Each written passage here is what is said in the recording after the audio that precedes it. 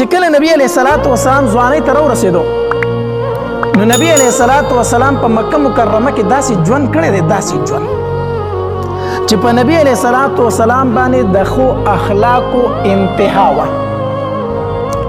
نبی علیه الصلاۃ والسلام چرته د چا په امانت کې خیانت نه دی کړی.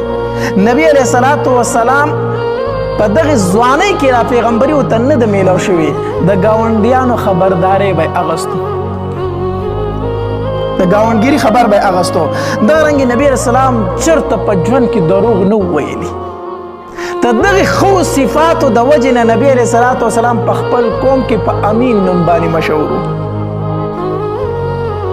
په امین نوم باندې مشهور و.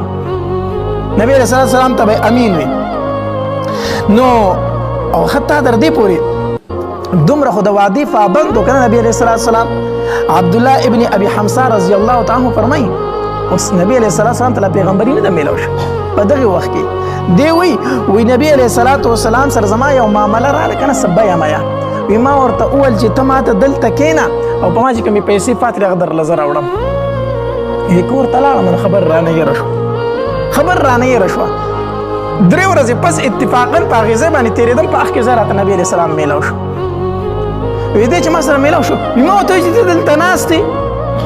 وی نبي علیه السلام راته صرف دومره وویل چې ما ته ډېر تکلیف راکړو، ما ته ډېر تکلیف راکړو. ګوره ما ته دې وي چې زه راځم نو ما وي چې ته به اوس راشه زه به نه یم، نو زه هر سهار راځم د ماښامه پورې تا ته دلته انتظار کوم چې دی به نن راځي دی به نن راځي. نو چې شپه شي نو چې ناامیده شم بیا لاړ شم کور ته.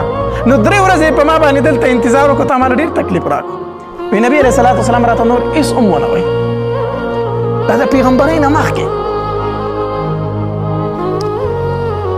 په دغه جاهلیت په زمانه کې چې نبی علیه الصلاۃ والسلام ته لا پیغمبري نه ده میلاو شوې، د ده یو ملګری عبدالله ابن صاحب دا د نبی علیه السلام سره په تجارت کې شریک و.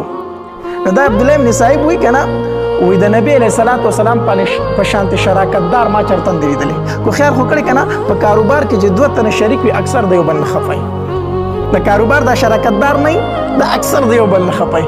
عبدالله ابن صاحب رضی الله تعالی فرمایي وی ما د نبی علیه الصلاۃ والسلام په شانتې شریکدار چرته نه دی لیدلی. وایي چې کله نبی علیه السلام مدینې منورې ته هجرت وکړو سموده پات زه لاړم مدینې منورې ته. چې مدینې منورې ته لاړم د نبی علیه الصلاۃ والسلام سره میلاو شوم. د نبی علیه الصلاۃ والسلام داسې په خندا شو وی ما ته وایي چې عبدالله ابن صاحب ودې پېژندم ما ورته وایي چې ډېر ښه دې پېژنم، زما د تجارت ملګری خو په ژوند کې مې ستا په شان شریک نه و لیدلی، په ژوند کې مې ستا په شانتې شریک نه دی لیدلی. دا خو د نبي علیه الصلاۃ والسلام معاملات الله دې زمونږ په حال باندې رحم وکړي. اوس په خپلو معاملاتو باندې لږ نظر ور واچو. داسې معاملات کو چې یو مسلمان په دې باندې مجبور شي وایي د دې مسلمان نه خو کافر ښه دی.